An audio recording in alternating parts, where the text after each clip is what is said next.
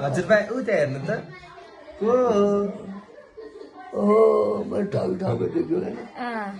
हजुर देख्नु भयो गर्नु त एकछिन अब हजुर भाइ यहाँ सुनिन्छ यहाँ चाहिँ अनि हजुर कसले मैले चिनिनँ नि हजुरको नाम चाहिँ के होला तिन पुस्ते हजुरको तिन पुस्ते चाहियो मेरो जन्मपट्टिको चाहिँ मेरो तिन पुस्तेमा दाजुभाइहरू धेरै छन् है दसी भाइ छेत्री भाइ विश्वेश्वर मुरली विश्वेश्वर मेरो बुढो भाउ उपाध्य भाउ विश्वेश्वर मुरली बुद्धिराज यस्तो लेखेर राख है बुद्धिराज मानबहादुर भने मेरो भाउ अनि हाम्रो घर चाहिँ खानाहरू पर्यो हाम्रो घर जिलिङ जिलिङको ठाउँ जिलिङ अर्चलबोट अहिले बस्तीको भुल पऱ्यो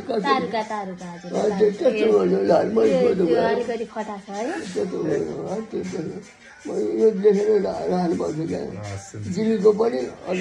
तालुका पनि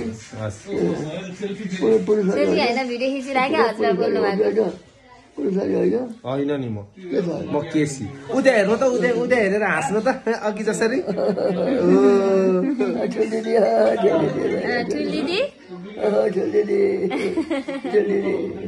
ल मनिषा फोन गर्नु अहिले आउँछौँ भन्न ल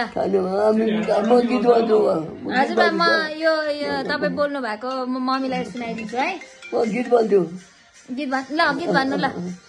खान मेढो गुलियो दिदी ठुल दिदी मलाई खानी नदिने कि नदिने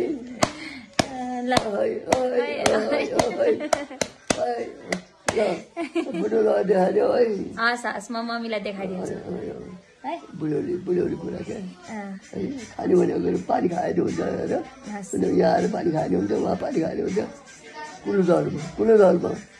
कुलो बुझ्यौ ठुल्दाई कुलदारमा सम्झाउनु है हजुरलाई मैले चिनिनँ नि अचलपट्टि